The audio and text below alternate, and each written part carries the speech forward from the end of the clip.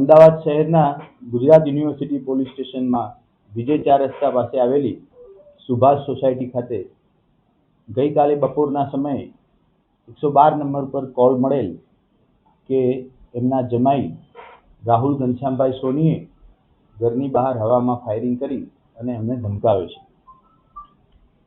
Call મળતાની સાથે જ સ્થાનિક પોલીસ અને સિનિયર અધિકારીઓ સ્થળ ઉપર પહોંચી ગયેલા હતા।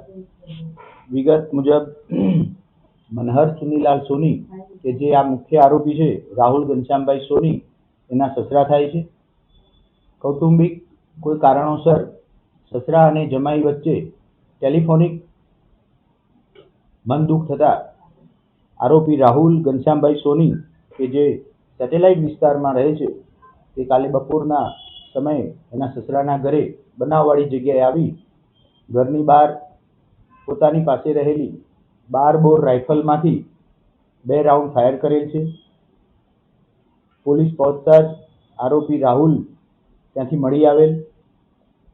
આરોપી રાહુલની ગાડીમાંથી 12 બોર રાઇફલ અને એક રિવોલ્વર કબજે કરવામાં આવેલી છે।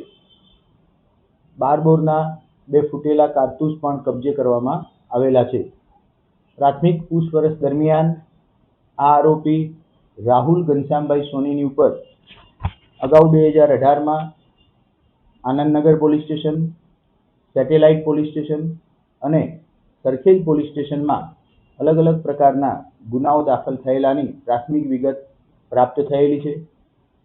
વધુ ઇન્વેસ્ટિગેશન દરમિયાન કેવા પ્રકારના ગુના દાખલ થયેલા છે, ગુનાઓનું અત્યારે શું સ્ટેટસ છે અને પ્રાથમિક દ્રષ્ટિએ આરોપી રાહુલ ઘનશ્યામભાઈ સોની પોતે કેફી પીણું પીધેલું હોય એવી અવસ્થામાં મળી આવેલા હતા, જે બાબતે પણ એની કાયદેસરની કાર્યવાહી હાથ ધરી એની ધરપકડ કરી આગળની કાર્યવાહી હાથ ધરવામાં આવેલી છે।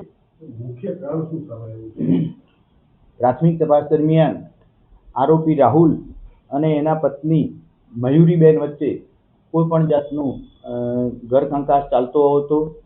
એ દરમિયાન એમના સસરા દ્વારા સમજાવટ બાબતે ટેલિફોનિક વાત થતાં આરોપી રાહુલને મનદુખ થયેલ અને એ એમના સસરાના ઘરે બનાવવાળી જગ્યાએ આવી અને ઘરની બહાર હવામાં ફાયરિંગ કરેલાનું પ્રાથમિક દ્રષ્ટિએ પોલીસ તપાસમાં બહાર આવેલું છે। ટોટલ કેટલા રાઉન્ડ ફાયરિંગ છે? ગઈકાલે 7 રાઉન્ડની વાત હતી, પિસ્ટલમાંથી ફાયર થયા છે।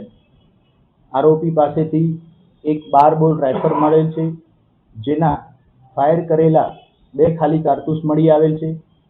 વધુમાં આરોપીની ગાડીમાંથી એક રિવોલ્વર મળી આવેલ છે, જેમાં 4 કારતૂસ ફૂટેલા અને 2 જીવતા કારતૂસ પણ હાથ મળી આવેલા છે। હાલ પૂરતા 2 રાઉન્ડ જે ફરિયાદી દ્વારા જણાવવામાં આવેલ છે એ અને 4 જે રિવોલ્વરમાં ફૂટેલા કારતૂસ મળી આવેલા છે, એમ કુલ 6 રાઉન્ડ હવામાં ફાયરિંગ થયું હોય એવું માનવાને કારણ છે।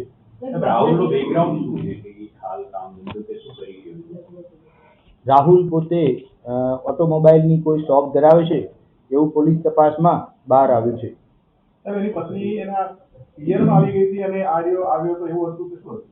શરૂઆતની પ્રાથમિક તપાસમાં ફરિયાદી પાસેથી જે વિગતો મળેલ છે એ મુજબ એના પત્ની પિયરમાં નહોતા આવેલા।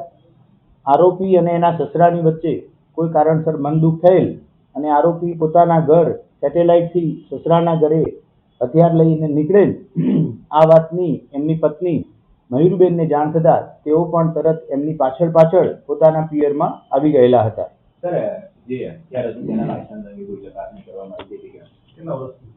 ખાસ કરી જે એની પાસે લાયસન્સ વાળા વેપન છે એ કઈ સાલથી છે, લાયસન્સ વાળા વેપન લીધા પછી એની ઉપર કેટલા ગુના દાખલ થયેલા છે, ગુના દાખલ થયેલા છે તો કેટલામાં એને સજા પડેલી છે, એ સંપૂર્ણ દિશામાં અત્યારે પોલીસ તપાસ હાથ ધરી રહી છે અને આગળ એના લાયસન્સ રદ કરવા માટે થઈ અને જરૂરી કાર્યવાહી હાથ ધરવામાં આવનાર છે।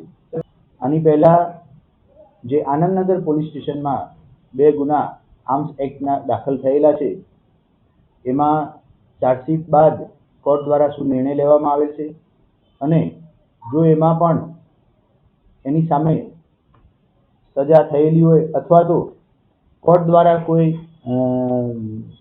નિર્ણય લેવામાં આવેલો છે તો અત્યારે પણ આ ગુના અંતર્ગત એના બંને લાયસન્સ રદ કરવા માટે થઈ અને કાર્યવાહી હાથ ધરવામાં આવનાર છે.